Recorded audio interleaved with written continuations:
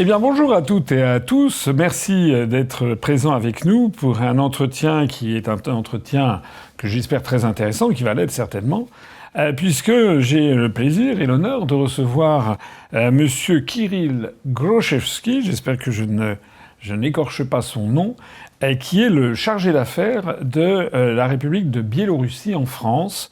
Il n'y a pas d'ambassadeur. Actuellement, les relations diplomatiques sont au niveau des chargés d'affaires. Donc c'est le numéro 1 de la mission diplomatique biélorusse en France. Alors, je le reçois, vous savez que la Biélorussie, c'est un pays qui fait à peu près 200 000 km², je crois, où il y a à peu près 10 millions d'habitants, donc c'est à peu près 6 fois moins peuplé que la France, parce que c'est un pays quand même très important, et c'est un pays dont on a beaucoup parlé, puisque comme vous le savez, il se trouve, ça veut dire la Russie blanche, et il se trouve juste au nord de l'Ukraine, à l'ouest de la Russie, et la capitale est Minsk, et vous savez qu'il y a eu notamment les fameux accords de Minsk. Alors, je vous appelle monsieur le chargé d'affaires ou monsieur l'ambassadeur? Non, chargé d'affaires. Monsieur le chargé d'affaires, d'abord vous parlez français, merci d'être venu parmi nous. Donc déjà, merci d'être là. Je vous ai accordé le gîte et le couvert, si j'ose dire. Je vous invite à vous exprimer parce qu'on ne vous voit jamais, en fait, dans les grands médias français, ce qui est quand même un peu fort de café. Est-ce que vous pouvez nous expliquer pourquoi, d'abord, il n'y a pas d'ambassadeur biélorusse en France? Okay. Merci beaucoup, monsieur Salino, de m'avoir invité. Donc, aujourd'hui, actuellement, la situation pour les relations bilatérales entre la France et le Bélarus a commencé avant le conflit d'Ukraine. L'ambassadeur de France est entré en Biélorussie, si je ne me trompe pas, en novembre 2020, l'année de nos élections présidentielles. Monsieur l'ambassadeur n'a jamais montré sa volonté de présenter les lettres de créance à notre président, au chef d'État. Donc la procédure est bien prévue par le droit international, par la Convention de Vienne sur les relations diplomatiques. Donc jusqu'en octobre 2021, donc ça fait autour de 11 mois, que l'ambassade de la France n'a pas montré sa volonté de finir cette procédure. Et je voudrais le souligner que c'était vraiment une solution forcée qui a été proposée à la France. Que notre accord, que notre document qui est octroyé par l'État, s'appelle agrément pour la nomination de la candidature de l'ambassadeur. Il était expiré. Donc excusez-moi, je vous interromps parce que c'est quand même une histoire assez incroyable pour les gens qui nous écoutent. C'est-à-dire, si je vous comprends bien, la France avait demandé un agrément pour envoyer un ambassadeur à Minsk. Le monsieur en question est arrivé en Biélorussie.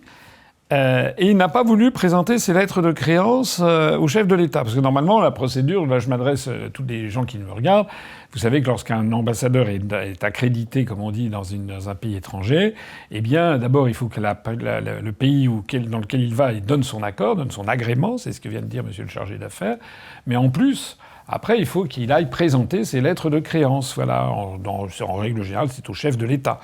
Actuellement, par exemple, les ambassadeurs étrangers qui sont nommés en France, le Quai d'Orsay donne un accord, et puis une fois qu'ils arrivent en France, ils viennent donner leurs lettres de créance dans une cérémonie un peu formelle au président de la République, c'est-à-dire à Emmanuel Macron. Donc là, ce que nous explique monsieur le chargé d'affaires de Biélorussie, c'est que l'ambassadeur de France est arrivé en 2020, et pendant 11 mois, il a refusé d'aller présenter ses lettres de créance. Voilà, c'est quand même bizarre. Oui. C'est bizarre et c'est une violation du droit international en fait, parce que la procédure est bien décrite dans la Convention de Vienne. Il toujours s'agit de la pratique internationale, mais chez nous, comme dans la plupart des pays de l'Europe et du monde, c'est toujours la procédure, c'est la présentation de lettres de créance au chef d'État. Bien sûr, les ambassadeurs, ils présentent les copies de ces lettres de créance, par exemple au ministre des Affaires étrangères, c'était le cas aussi, mais en même temps, pour finir, pour vraiment ne pas être l'ambassadeur désigné, mais l'ambassadeur extraordinaire et plénipotentiaire dans un pays accréditaire, il faut finir la procédure et présenter cette lettre de créance. Donc, notre ambassadeur à Paris, M. Fisenko, a été aussi rappelé à Minsk pour les consultations et M. l'ambassadeur de la France aussi a quitté le Bélarus. Et donc, depuis octobre 2021, nos deux ambassades sont gérées par les chargés d'affaires. Ça veut dire un poste diplomatique qui est occupé parfois, ou dans les plusieurs cas, par un diplomate senior au sein de l'ambassade, qui exerce les fonctions d'ambassadeur, mais qui n'est pas, approuvé par l'État accréditaire, par l'État accueillant, mais c'est toujours nomination par le ministère, par exemple, dans mon cas, c'est par le ministère des Affaires étrangères du Bélarus. C'est le ministère qui décide qui va être chargé d'affaires, et je pense que c'est pareil au cas de l'ambassade. Donc vous n'avez pas de lettre de créance, vous n'avez pas présenté de lettre de créance. Non.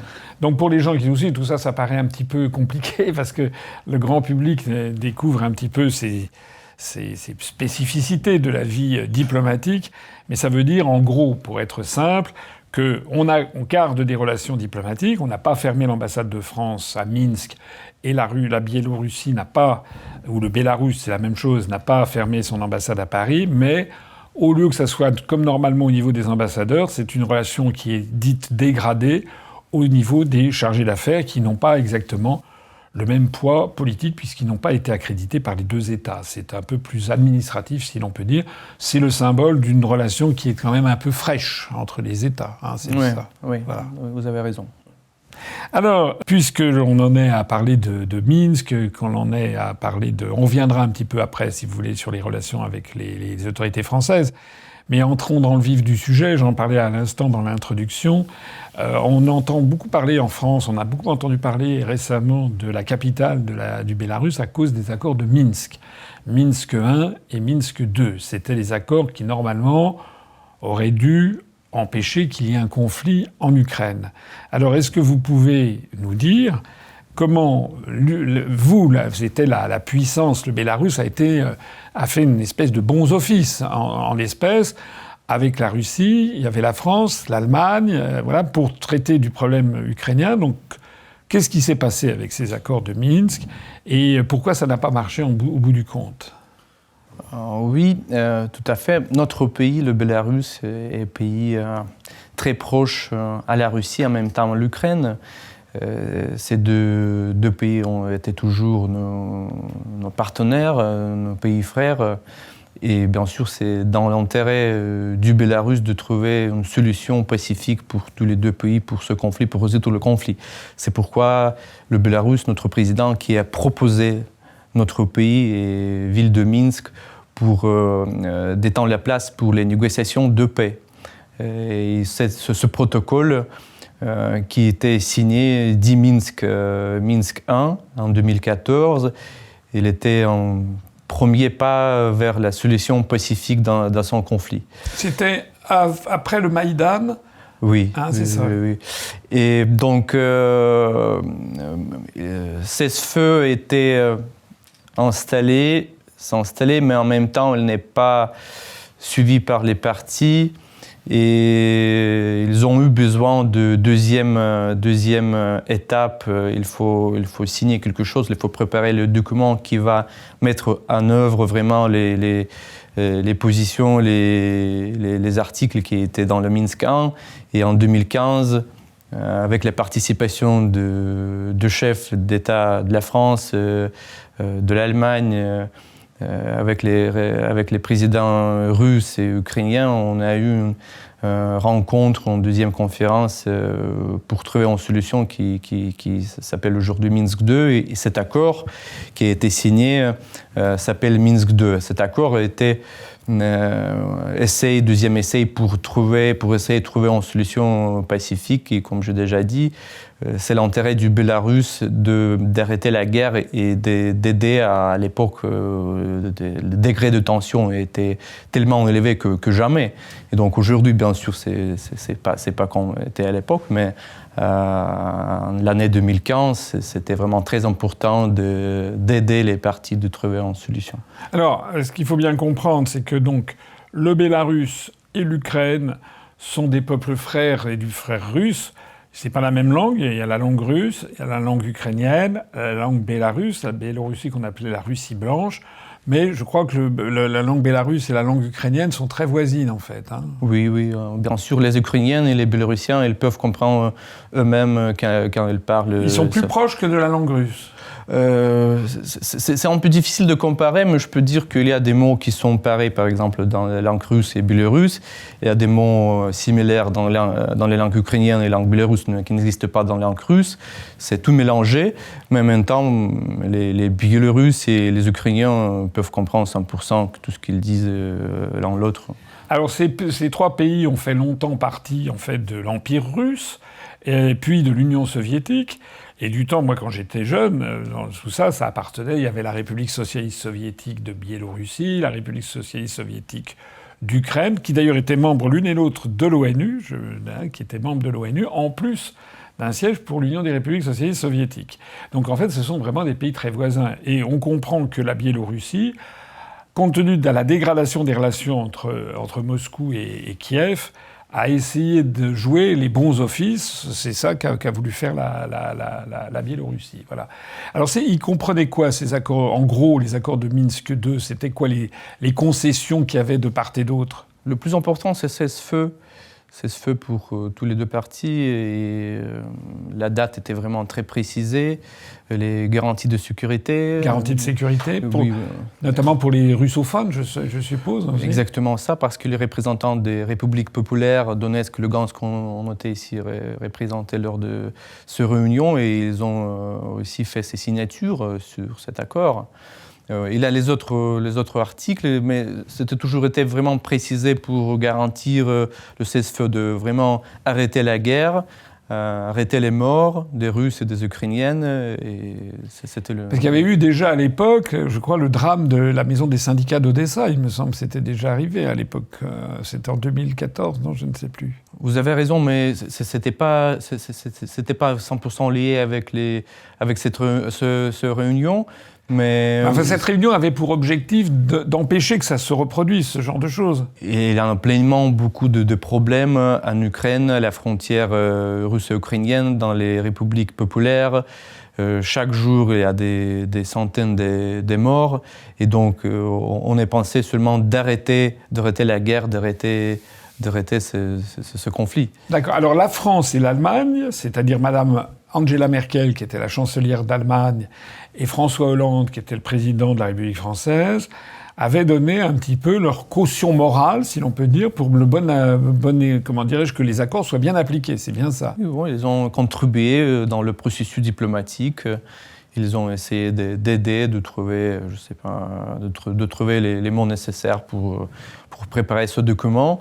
Mais aujourd'hui, on peut dire que tout ce qu'on a vu l'année 2014 et l'année 2015, c'était pas faux, mais en même temps, c'est très facile de trouver ces déclarations sur Internet de Madame Merkel et de Monsieur Hollande qui ont bien confirmé que les partis, les Occidentaux, à l'époque, ils n'ont pas l'intention de vraiment contribuer à la solution pacifique pour vraiment trouver le voie d'une solution pacifique, fin de la guerre, mais plutôt donner le temps nécessaire pour les préparatifs militaires afin que après les parties soient en conflit et pourraient résoudre ce conflit en voie militaire par des armements, par des armées.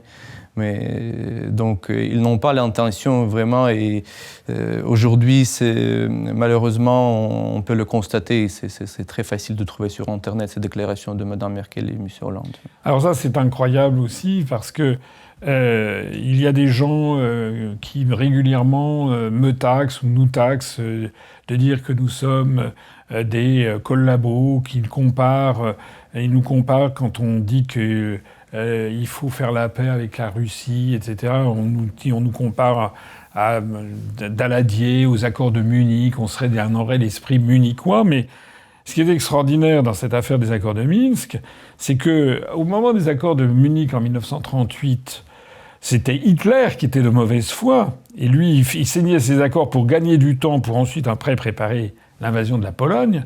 Et puis, il y avait les Anglais avec Chamberlain et les Français avec Daladier, et qui, eux, avaient signé ces accords de Munich en pensant que Hitler serait de bonne foi et qu'il s'arrêterait après avoir mis la main sur les Sudètes.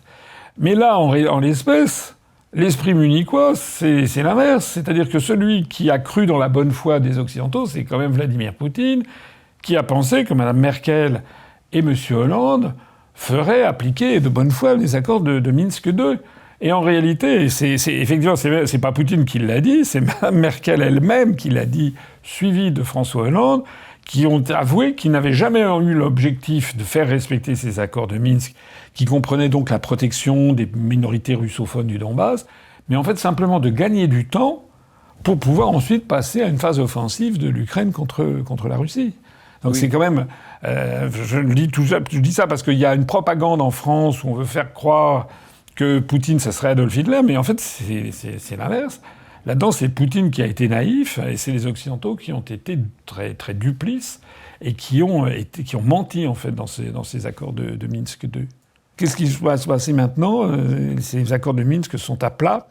J'aimerais savoir si le Bélarus, actuellement, participe d'une façon ou d'une autre à ce qui se passe en Ukraine. Ou est-ce que vous êtes totalement... est-ce que vous participez à des opérations militaires en Ukraine ou...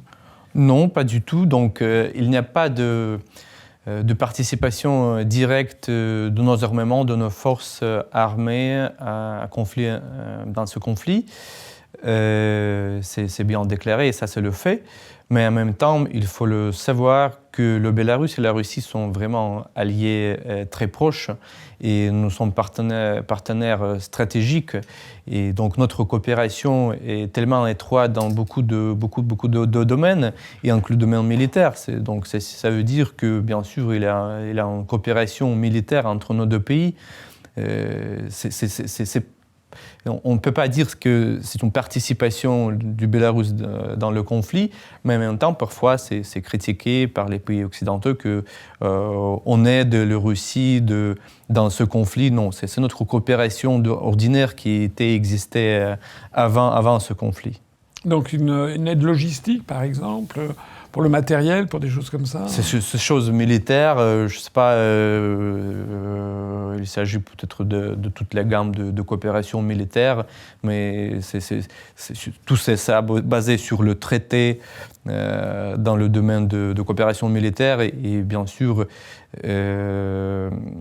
cette coopération est vraiment étroite, mais est-ce qu'il y a des détails que je pourrais vous partager ? Moi, personnellement, je ne suis pas au courant de quelle coopération il s'agit, mais on peut dire que oui, nous sommes vraiment très très proches dans tous les secteurs.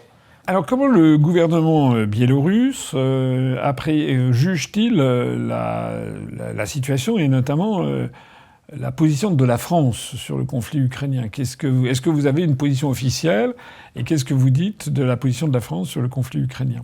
Notre position officielle est que ces deux parties, l'Ukraine et la Russie, ils doivent trouver une solution pacifique à la table de négociation de ce conflit. Ça veut dire que tous les soutiens diplomatiques, militaires, économiques, financiers qui sont accordés, par exemple, à l'Ukraine par les pays occidentaux, ça va nous donner seulement une escalade de ce conflit. Et ça, ce n'est pas dans l'intérêt du Bélarus. Donc, ce n'était pas jamais déclaré officiellement, mais on peut bien sûr faire cette analyse que si ce n'est pas dans l'intérêt du Bélarus, donc je peux vous confirmer que bien sûr le soutien de la France, militaire, diplomatique et financier, qui en fait de facto donne opportunité, possibilité que ce conflit soit l'année prochaine et n'est pas fini, donc ce n'est pas dans notre intérêt. On ne peut pas être d'accord avec cette politique, cette position. Est-ce que vous pensez qu'il y a un risque de dérapage, comme on dit, d'escalade jusqu'à une troisième guerre mondiale ? Qu'est-ce que vous en pensez ? Si je ne me trompe pas, il y a une semaine dernière, notre président a déjà fait une déclaration à ce propos. Il faut savoir que le degré de ce conflit, le degré de tension est tellement élevé qu'on n'a jamais eu dans notre histoire après la Deuxième Guerre mondiale. Et si on va comparer les situations avant et d'aujourd'hui, on peut le dire qu'on est vraiment très proche vers une troisième guerre mondiale que jamais. Mais en même temps, on garde toujours l'espoir que ce ne sera pas le cas, parce que dans la Troisième Guerre mondiale, on n'aura pas de personnes vivantes. Donc ce sera le fini de notre planète, de notre existence. Mais on peut le constater qu'aujourd'hui, le degré de tension est tellement élevé. Et on voyait la semaine dernière cet échange d'attaques, les missiles occidentaux qui étaient envoyés, qui étaient tirés vers la Russie, vers la région de Bryansk, des Koursk, et la réponse de la Russie avec les missiles de moyenne portée, le Rechnik, hypersonique. Il n'était pas nucléaire, mais en même temps, il peut porter bien sûr les bombes nucléaires. C'est l'escalade énorme, jamais été comme ça. C'est le missile effectivement qui allait à Mach 10, qui est arrivé en faisant du 3,5 km à la seconde lorsqu'il a frappé la banlieue de Dniepropetrovsk. Il a survolé le territoire de Bélarus pour arriver jusque-là ou pas, vous savez? Il a été tiré d'Arkhangelsk, non? C'est ça? Je peux pas vous dire, je suis pas au courant quel était vraiment le trajet, mais s'il est balistique et hypersonique, à mon avis, je sais pas, je suis pas spécialiste. En attendant, ce qu'il faut bien comprendre, c'est qu'effectivement la Russie a fait une démonstration de force quand même, puisqu'un missile Oreshnik, comme celui qui a été montré, comme disait monsieur le chargé d'affaires, il peut comporter des ogives nucléaires, ce qui n'était pas le cas en l'espèce. Il comportait des ogives non nucléaires, des ogives conventionnelles, mais le missile comportait 6 ogives qui ont explosé toutes les 6 en frappant le sol à vitesse de 3,5 km à la seconde, en portant l'équivalent de plusieurs dizaines de tonnes d'équivalent de TNT. Et donc ça a fait en fait comme un véritable séisme, et les photos après sont absolument et stupéfiante, avec un cratère énorme qui a laissé l'alarme. Ce sont des missiles qui pourraient partir du territoire russe et frapper la France en l'espace de 12 minutes.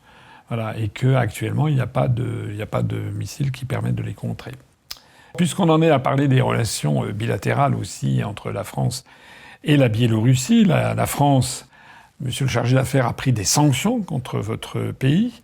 Donc 3 grands types de sanctions, des sanctions individuelles contre des personnes en particulier. Il y a, je crois, environ 200 responsables du monde politique, économique, culturel biélorusse et qui ont l'interdiction de venir en France et dans l'Union européenne, probablement, je pense. Il y a des sanctions de nature financière, avec notamment des échanges interbancaires, le réseau SWIFT, etc., donc qui ne fonctionne plus avec la Biélorussie. Et le troisièmement, ce sont des sanctions commerciales, avec donc pour empêcher la vente ou l'importation de produits venant de Biélorussie. Alors, je voulais savoir comment vous, monsieur le chargé d'affaires, vous voyez cette politique de sanctions. Est-ce que je sais que vous allez me parler de façon officielle, mais est-ce que c'est vraiment quelque chose qui touche beaucoup l'économie biélorusse? Un petit peu, pas du tout, un petit peu, beaucoup, énormément, etc. Est-ce que vous-même, vous avez pris des sanctions à l'encontre de l'Union européenne et de la France? Oui. Donc, premièrement, je voudrais dire que le Bélarus vit sous les sanctions depuis longtemps. Ce n'était pas pour la première fois que les pays occidentaux ont imposé des sanctions contre le Bélarus. Si je ne me trompe pas, c'est à partir de l'année 2006 quand les premières sanctions ont été imposées contre le Bélarus. Il s'agit à l'époque des sanctions personnelles contre les politiciens, des fonctionnaires. Et après, on a eu des sanctions de 2010, je ne me trompe pas, et après, on a de nouvelles sanctions. Donc, pour nous, cette situation sous les sanctions européennes n'est pas nouvelle. Donc, on ont déjà surfacé de tels problèmes. Si je dirais que ce n'est pas un problème, ce serait faux, bien sûr. Ça cause des problèmes. Mais, quelle nature, par exemple, concrètement je peux vous donner beaucoup d'exemples. Donc, les sanctions personnelles et les sanctions contre les entités, à mon avis, ce n'est pas les sanctions les plus graves, plutôt les sanctions sectorielles ou économiques qui touchent le commerce, notre échange de marchandises. Mais il faut regarder les chiffres, bien sûr.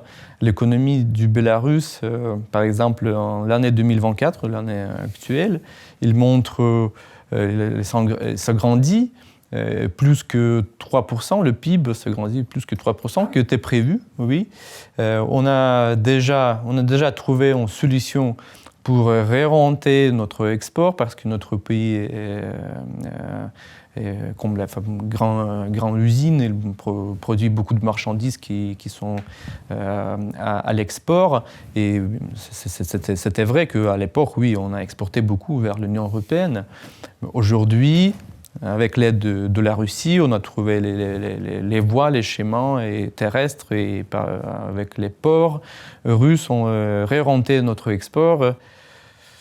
Aujourd'hui, on peut le dire, c'est une économie immense, le marché immense. Les pays d'Asie, comme la Chine, les pays de l'Amérique latine, les pays d'Afrique en développement, ils sont tous vraiment intéressés de coopérer avec nous. Ils sont tous intéressés de nos marchandises. Et donc, comme j'ai déjà dit, le chiffre de notre PIB de cette année montre que notre économie se grandit plus vite que était prévu au début de cette année. Je peux constater que oui, ça cause des problèmes, mais en même temps, on a fait tout nécessaire afin qu'on puisse éviter l'impact négatif. Et une chose assez intéressante aussi, bien sûr, on envoie beaucoup de marchandises à la Russie, mais notre pays de 9-10 millions d'habitants est assez petit, mais en même temps, notre pays est sur la 4e place dans le chiffre d'affaires, le chiffre d'échanges économiques dans la Russie. Ça veut dire que le Bélarus est le 4e partenaire économique pour la Russie. Ça veut dire que c'est toujours une coopération mutuellement avantageuse. Ce n'est pas quelque chose que quelqu'un nous aide de réorienter notre export. C'est mutuellement avantageuse. Et on est en train de construire les contacts vraiment les relations très proches avec les pays en développement, pays d'Asie. Et notre pays qui est assez petit peut facilement vraiment avoir du succès sur ce marché. Vous achetez du gaz russe, par exemple, à des tarifs intéressants Intéressant, oui. Beaucoup moins cher que ce que les Français ou les Européens achètent maintenant, puisque depuis qu'il y a eu la destruction de Nord Stream et puis les sanctions, la France et l'Allemagne ont leur économie qui est très négative parce qu'elles sont obligées d'avoir un prix de l'énergie très élevé, en fait. Oui, c'est vrai, mais il faut dire que la Russie et le Bélarus nous semblent les partenaires stratégiques. On a déjà organisé beaucoup de formes de notre coopération qui se basaient sur les traités internationaux. Ça veut dire qu'on a construit des marchés uniques, on a construit des coopérations économiques et commerciales très, très, très étroites. Et c'est pourquoi, bien sûr, les prix qui sont appliqués pour les autres pays tiers ne sont pas appliqués pour le Bélarus, parce que, comme j'ai déjà dit, le Bélarus pour la Russie aussi est un partenaire assez important. Et donc la croissance de l'économie bélarusienne, c'est important pour la Russie en même temps. Alors ça me fait penser une question d'ailleurs qui, lorsqu'il y a eu la crise de la Covid au niveau planétaire, je me rappelle qu'en France, les autorités, enfin les médias français avaient beaucoup critiqué le Bélarus. Qui passent leur temps à critiquer le Bélarus, ou bien ils n'en parlent pas. Mais ils avaient beaucoup critiqué la politique du président Loukachenko parce que il avait été décidé au Bélarus qu'il n'y aurait pas de confinement, que les gens ne porteraient pas de masque, etc. Donc on expliquait aux Français, vous vous rendez compte, c'est épouvantable, ils sont complètement fous, etc., etc.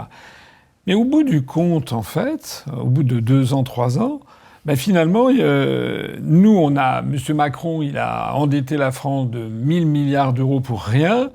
Et finalement, je regardais qu'il y a eu moins de morts de la Covid-19 au Bélarus qu'en France, en fait, à proportion des populations. Donc, je peux vous expliquer ça. Oui. Vous avez raison, pas du confinement au Bélarus, mais aussi, par exemple, en Suède. Aussi. C'est vrai, en Suède, c'est pareil, oui. Oui, c'était pareil. On a porté des masques. On a eu des vraiment restrictions sanitaires.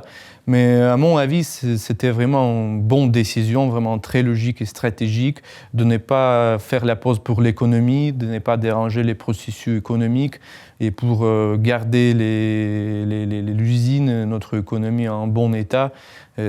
À l'époque, cette décision était vraiment critiquée par les pays occidentaux, mais après quelques ans, vous avez déjà dit, oui, ils ont été d'accord que oui, notre solution était bonne. Était la bonne, en fait. Était la bonne, oui.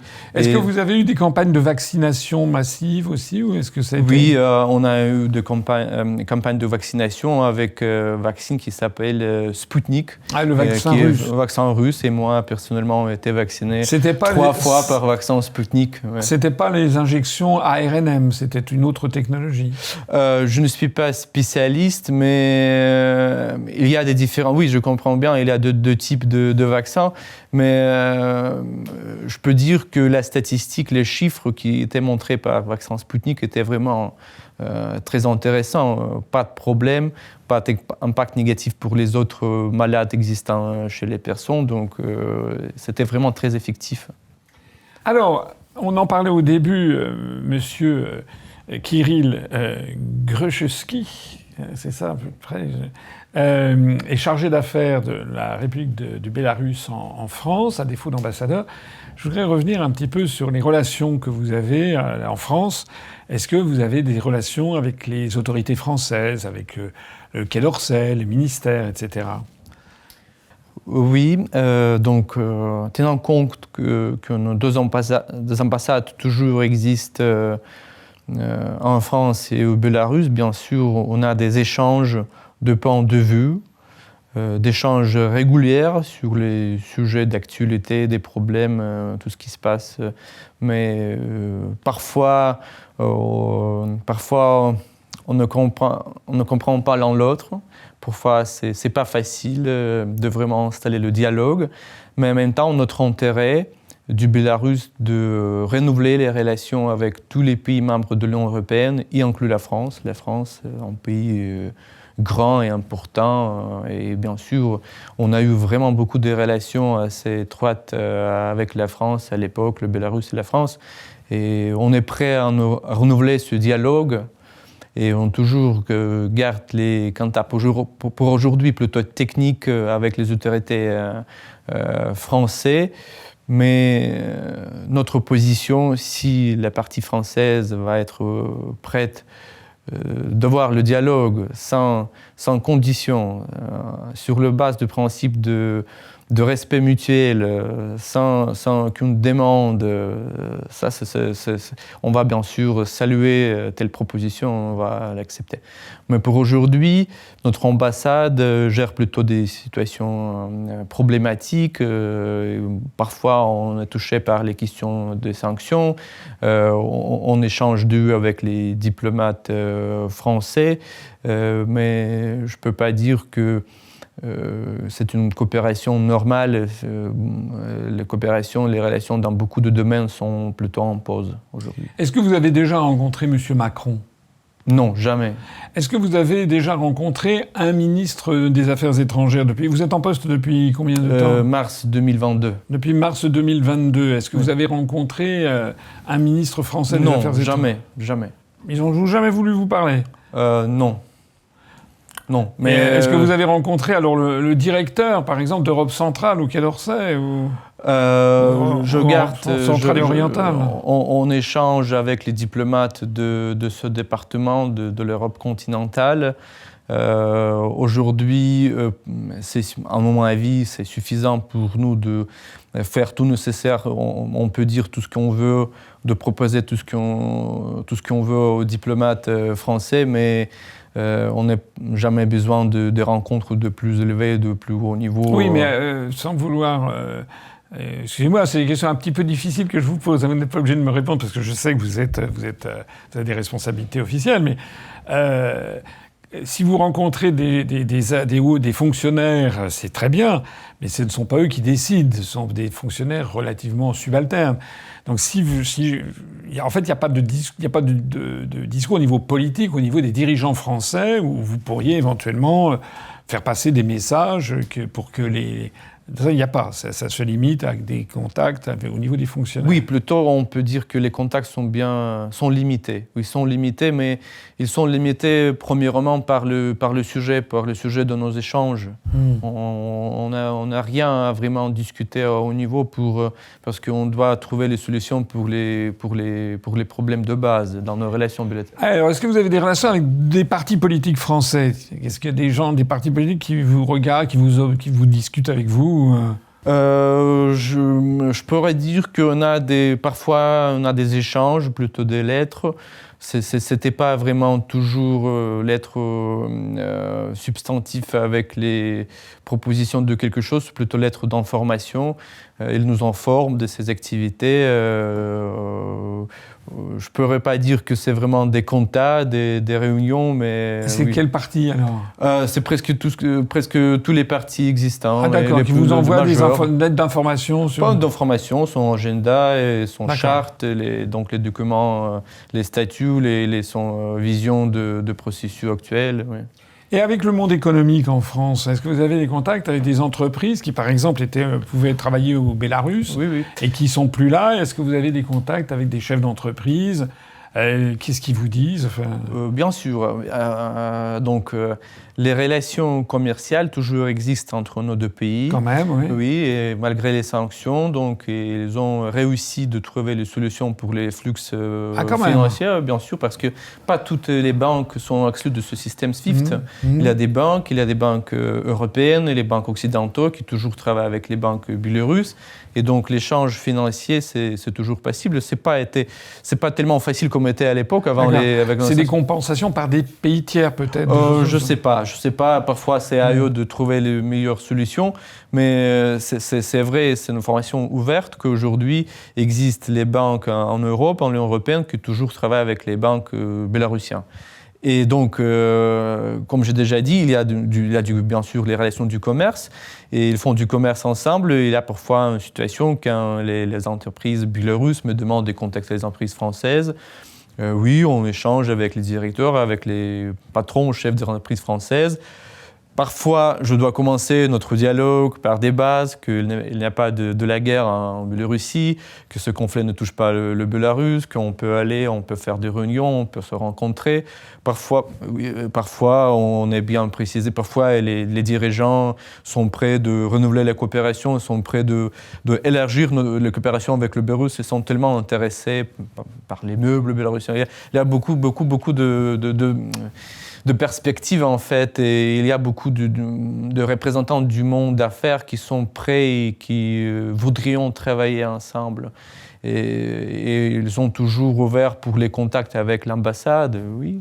Mais les structures, les institutions d'État, comme par exemple MEDEF et les autres associations, les ministères, ils ne sont pas toujours prêts de vraiment coopérer, de faire quelque chose qui va nous aider. Des trucs plus officiels, mais à un niveau privé avec des entreprises. Oui. C'est vrai en matière agroalimentaire aussi, pour les produits. Oui, presque tous les luxe aussi. Le domaine luxe, donc notre pays est assez petit, assez modeste, donc c'est pas toujours vraiment très intéressé par les produits de luxe.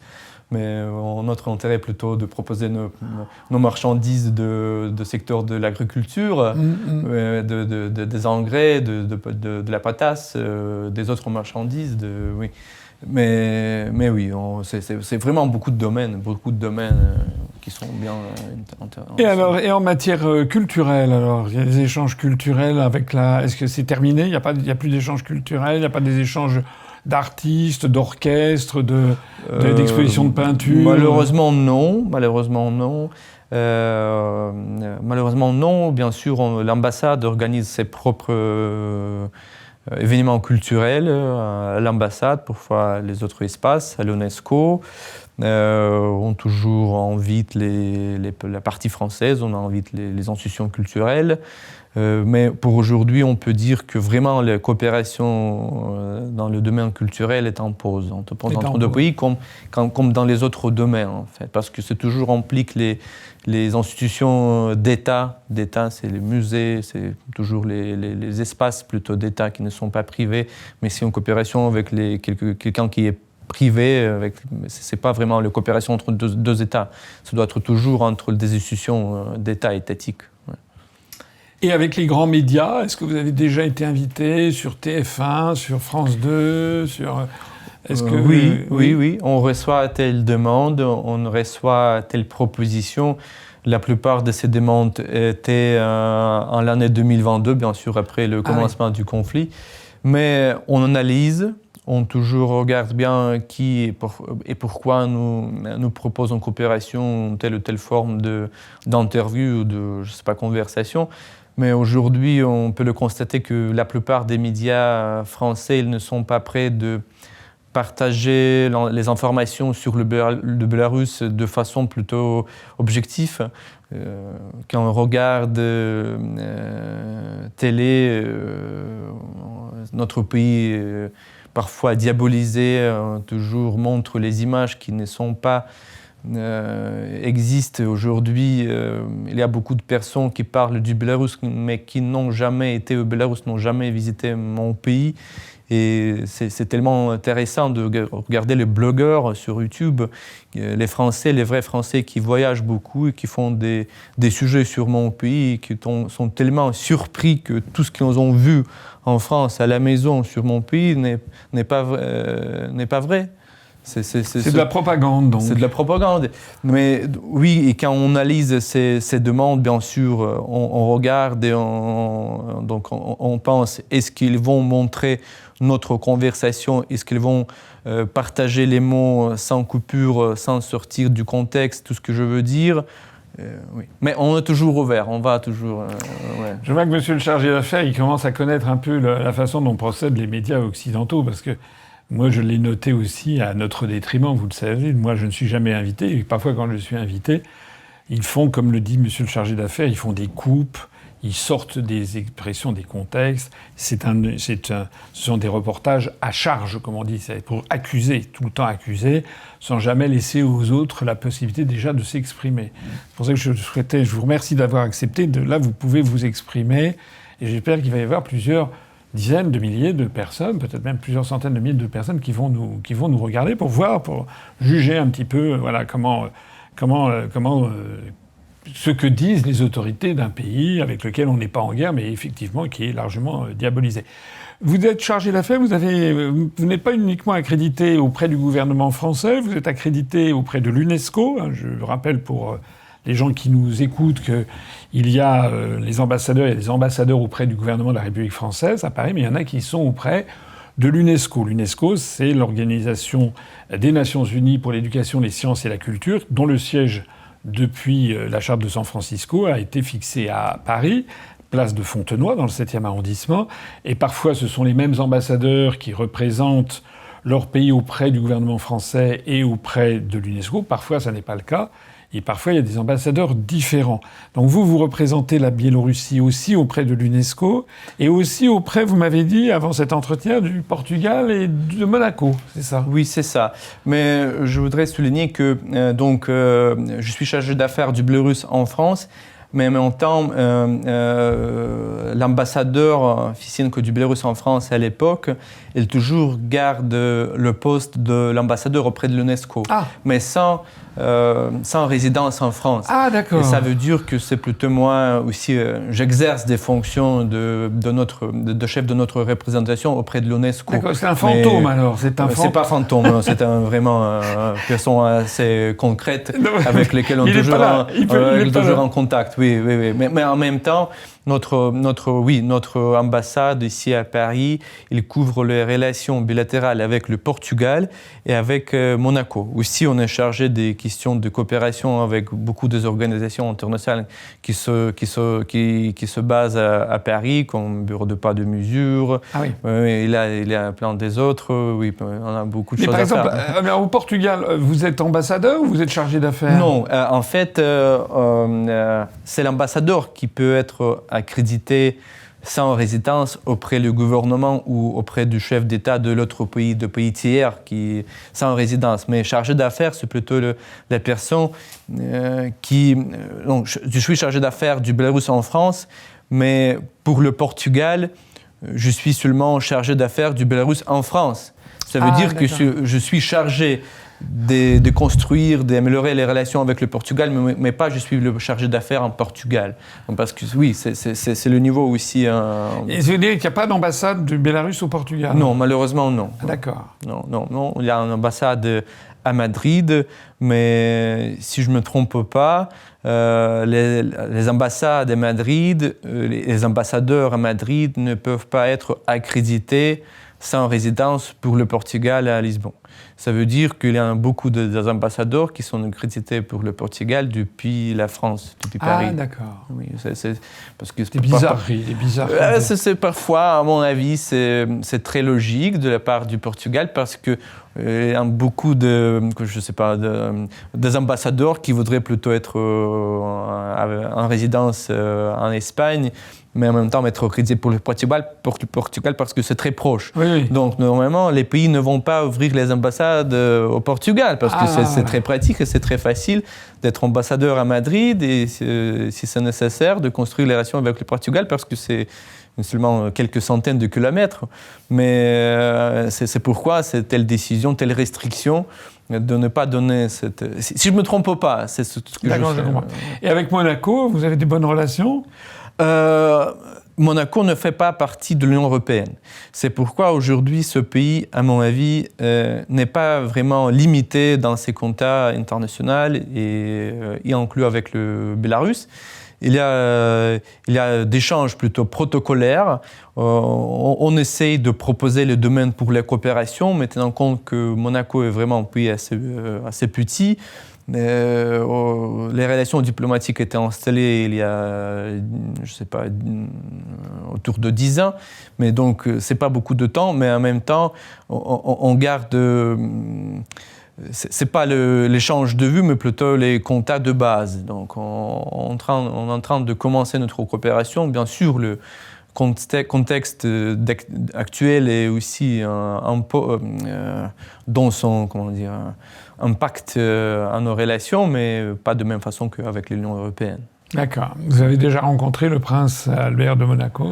Je lui ai rencontré pendant les événements protocolaire. D'accord. Oui, faisant ensuite l'invitation des ambassades de Monaco à Paris, mais jamais eu vraiment réunion bilatérale. D'accord. Enfin, vous l'avez davantage vu que vous avez vu Macron, en fait.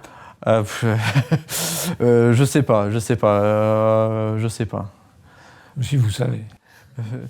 Bon, alors, il va y avoir une élection présidentielle au Bélarus. Je crois que c'est le 26 janvier prochain, 26 janvier 2025, dans un mois et demi.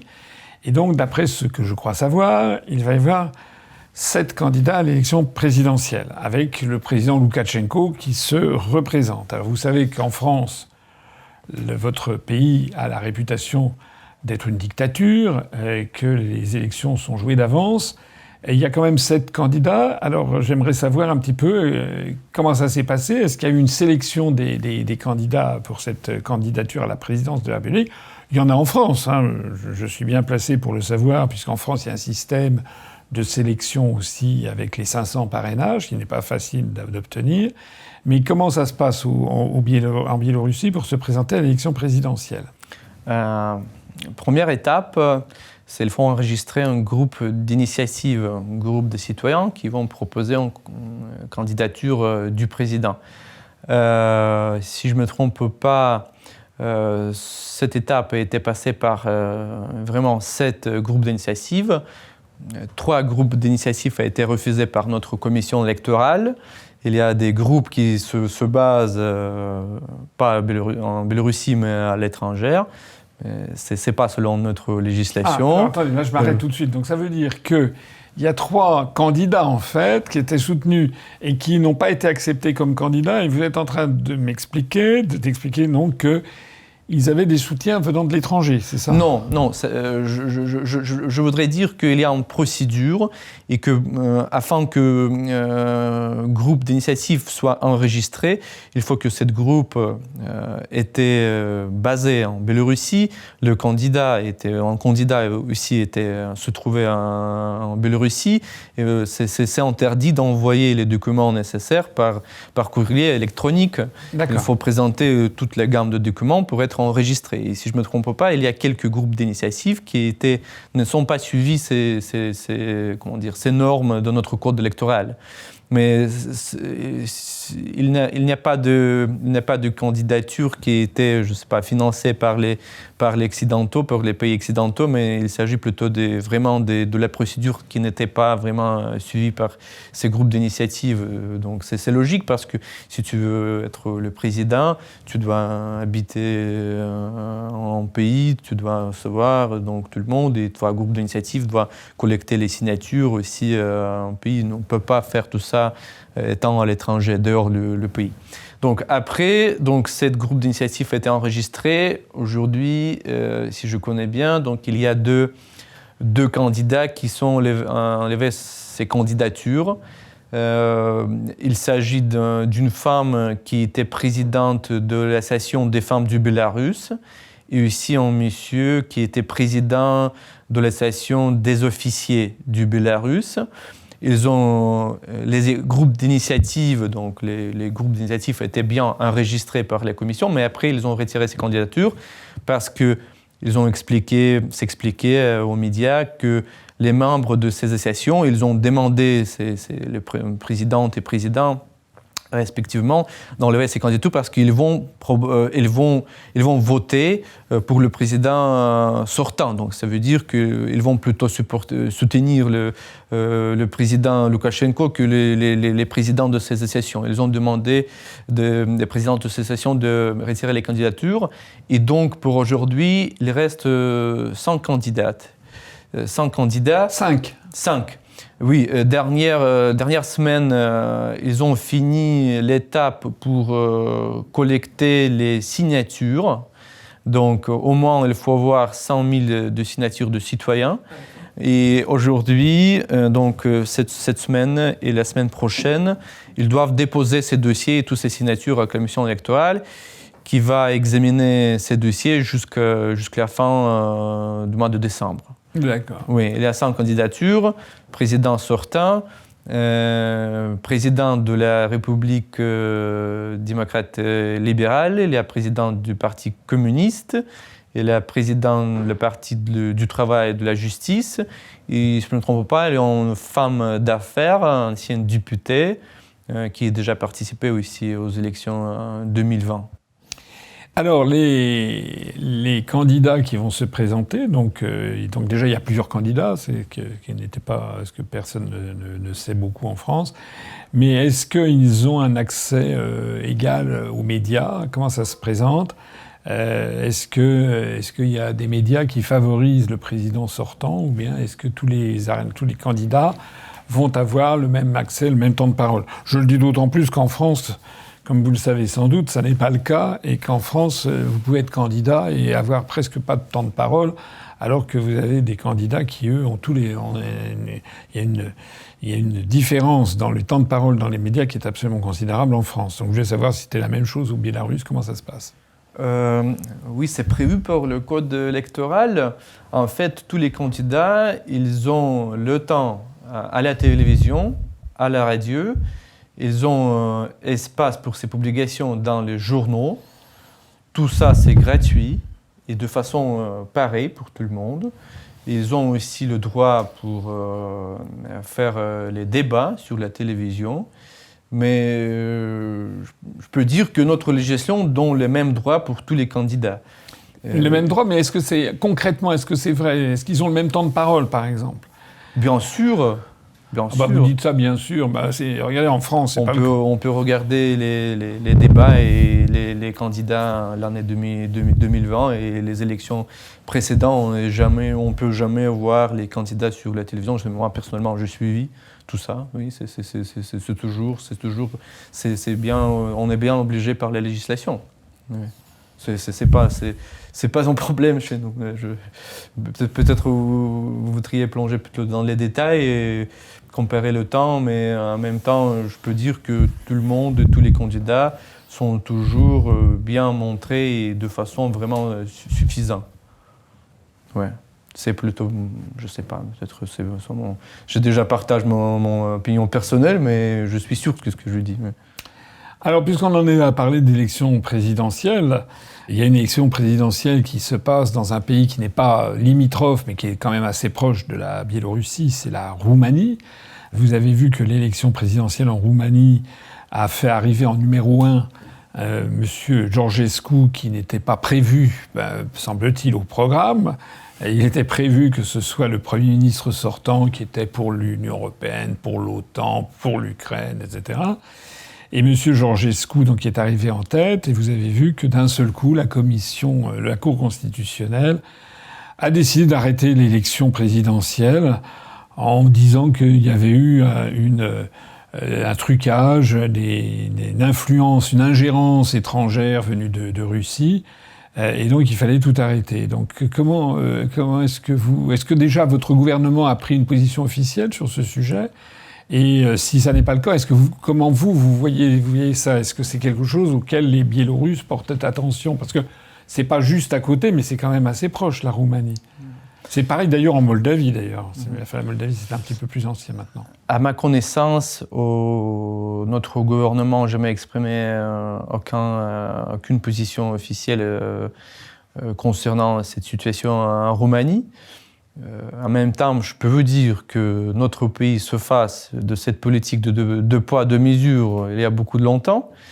Et quand quelque chose se passe dans les pays occidentaux qui n'est pas en faveur de la politique majeure de tous les pays, les plus grands pays de l'Union européenne ou politique des États-Unis d'Amérique, oui, parfois quelque chose se passe qui est vraiment étrange et moi, je me souviens que oui, il existe la politique de poids de mesure. Parfois, ces situations ne sont pas. C'est plutôt mon opinion personnelle, bien sûr, mais c'était étrange, bien sûr, de voir que donc le premier tour des élections présidentielles qui était bien fini, mais après était annulé par le Cour constitutionnel. Il faut plonger, on peut plonger dans la situation politique de Roumanie. Je ne suis pas vraiment au courant de tout ce qui se passe là, mais je peux dire que oui.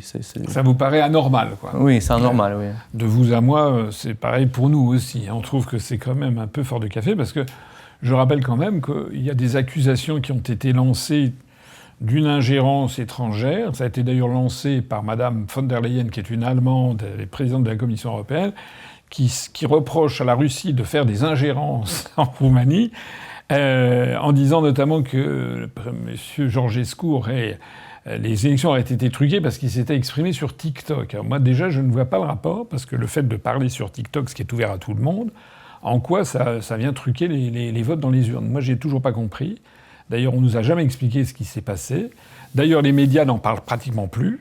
Donc c'est quand même bizarre aussi que les médias n'en parlent pas de cette affaire. Je vois que M. Georgescu lance des appels à la communauté internationale, au monde entier. Communauté internationale, c'est un mot maintenant qui signifie quasiment les pays de l'OCDE, au monde entier, en disant que c'est un déni de démocratie. La même chose se passe en Géorgie, d'ailleurs, où on voit qu'il y a des résultats des élections. Alors c'est assez facile, finalement, parce que dès qu'il y a une élection, c'est ce que vous dites, qui ne va pas dans le sens de ce que souhaitent les euro-atlantistes, il y a aussitôt tous les médias en France, en Europe, qui disent que les élections ont été truquées, sans qu'on n'apporte jamais la moindre preuve, d'ailleurs. D'ailleurs, j'aimerais savoir comment la Cour constitutionnelle, qui avait commencé par valider le premier tour. Elle a changé d'avis en 24 heures, mais normalement, c'est une décision tellement énorme que ça nécessiterait d'avoir une instruction sur des semaines, prouvant... Ça a été fait comme ça. Bon, bref. C'est quand même un peu fort de café. Vous avez parmi les pays de l'Union européenne, il y en a avec qui vous êtes peut-être plus amis que d'autres. Enfin, vous, les Biélorusses, avec la Hongrie de M. Orban, avec la Slovaquie de M. Fico, ça se passe peut-être mieux. Moi, je suis plutôt plongé dans les relations bilatérales avec la France, mais je peux vous confirmer que oui, tenant compte les visites du ministre des Affaires étrangères d'Hongrie, régulière visite en Biélorussie, participation dans nos conférences de sécurité qui étaient organisées à Minsk déjà 2 fois. Donc notre ambassade est toujours vraiment faire son mieux pour améliorer notre coopération. Toujours l'ambassadeur est là, donc on garde nos relations dans beaucoup de domaines et je peux vous dire que probablement oui, les relations avec la Hongrie sont en train d'être améliorées. Oui. Ça se passe plutôt pas mal en fait. J'espère. Je voulais vous poser la question également de savoir, puisqu'on parle des pays étrangers, comment la Biélorussie a-t-elle apprécié l'élection de Donald Trump aux États-Unis ? Est-ce que vous attendez un changement ? Donald Trump a dit notamment qu'il voudrait terminer la guerre en Ukraine en 24 heures. Je ne sais pas s'il pourra le faire en 24 heures, mais enfin, ça a été un des éléments fondamentaux de sa campagne quand même. Est-ce que vous en attendez ? Est-ce que vous avez de l'espoir ? Est-ce que vous n'y croyez pas beaucoup ? Comment vous voyez les choses ? Je voudrais dire que, premièrement, notre président, Alexandre Loukachenko, il a envoyé un message de félicitations à M. Trump après les élections. Notre chef d'État a exprimé notre volonté de construire et de poursuivre, de construire avec les États-Unis vraiment le dialogue constructif et des relations normales. On peut dire que M. Trump est vraiment un homme d'affaires expérimenté, un homme politique expérimenté.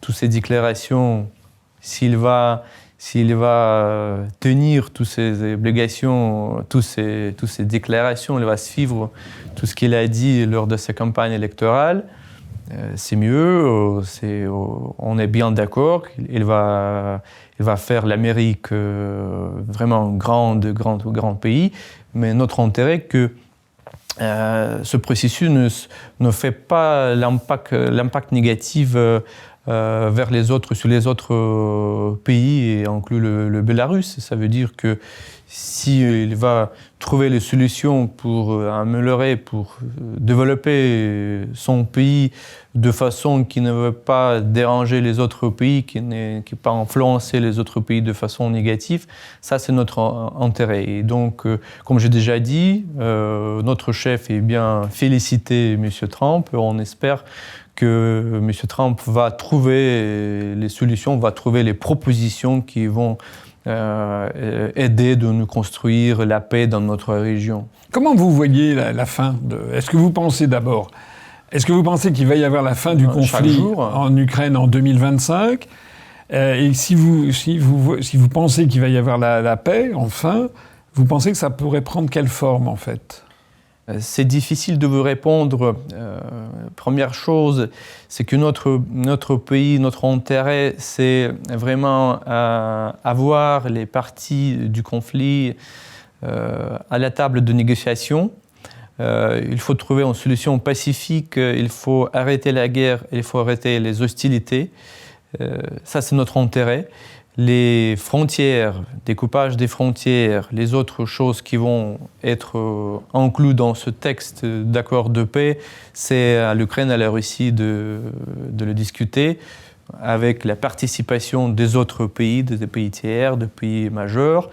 Et bien sûr, avec les participations du Bélarus, et surtout, c'est notre intérêt de voir les garanties de notre sécurité dans ce traité. C'est pourquoi on ne voit pas le processus de paix en Ukraine sans participation du Bélarus, parce qu'on est très proche avec la Russie, avec l'Ukraine dans ces zones. Vous pensez qu'il faudra qu'il y ait un siège pour le Bélarus dans ces négociations? Bien sûr. C'est bien déclaré par notre gouvernement, par notre président. C'est notre intérêt et c'est évident. Oui. D'accord.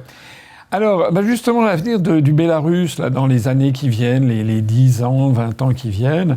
Alors, j'avais plusieurs questions à vous poser. D'abord, il y a des gens qui disent, en France, des analystes, qui disent régulièrement qu'en fait, les relations entre la Russie et la Biélorussie sont tellement importantes, entre le président Poutine et le président Loukachenko sont tellement importantes que certains disent, en fait, un jour la Biélorussie va intégrer la Fédération de Russie, puisque il y a des gens qui disent que M. Poutine veut reconstituer l'URSS ou reconstituer l'Empire russe. Voilà. Est-ce que c'est une perspective qui peut être envisagée, qu'un jour la Biélorussie réintègre la Fédération de Russie? Ou est-ce que c'est, à votre avis, quelque chose qui n'a pas de signification? C'est plutôt de la propagande. Notre président elle a déjà expliqué beaucoup de fois ce sujet, donc c'est impossible. Mais telles déclarations, elles sont bien connues il y a beaucoup de temps, il y a longtemps, parce que nos pays ont signé le traité de l'Union, le traité de l'État de l'Union, donc si vous le connaissez. Donc l'État de l'Union, ça veut dire une coopération tellement étroite, et parfois elle est plus étroite que, par exemple, existe dans les pays, dans les confédérations. Donc on a construit vraiment un pays en union, nous sommes alliés dans tous les domaines, on coopère, donc on est plus proche que par exemple les Américains et les Britanniques.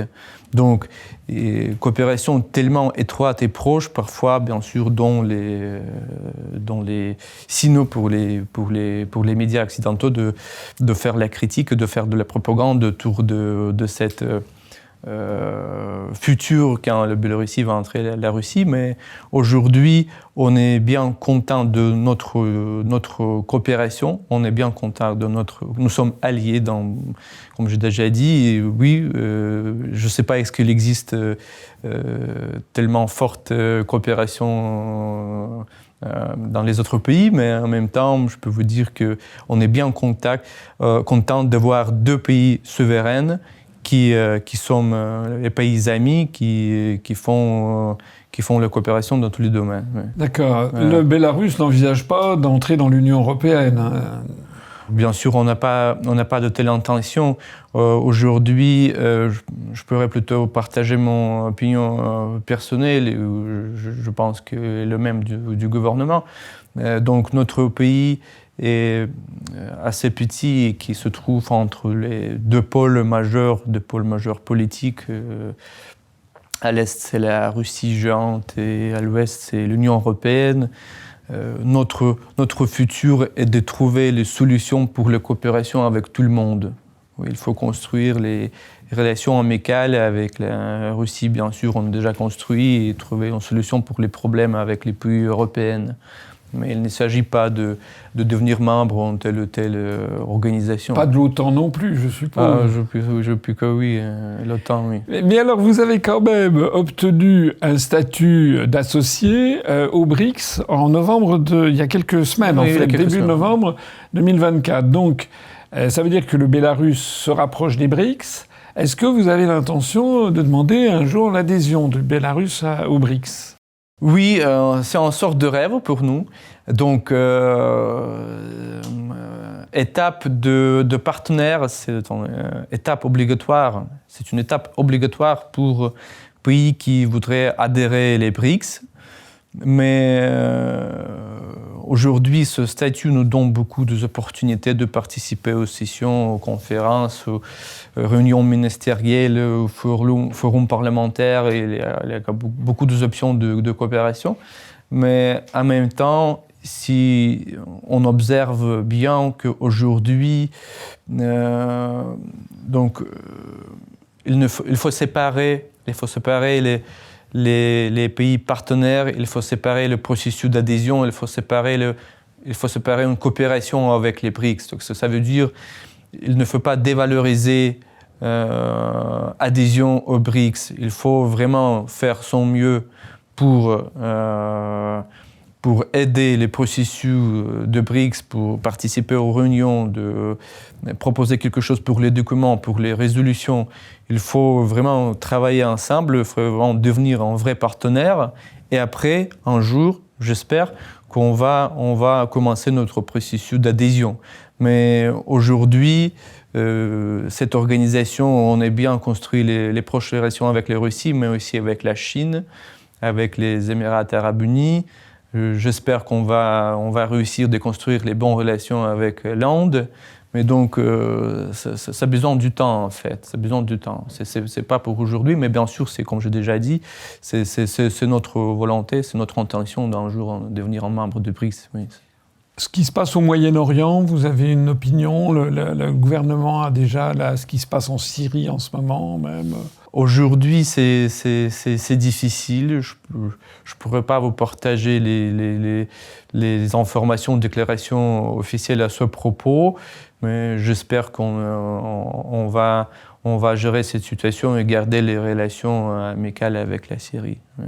Monsieur le chargé d'affaires, on arrive au bout de cet entretien. Je voulais vous dire, est-ce qu'on peut aller se promener en touriste en Biélorussie? Et est-ce que c'est facile? Et comment on fait pour les Français? C'est facile.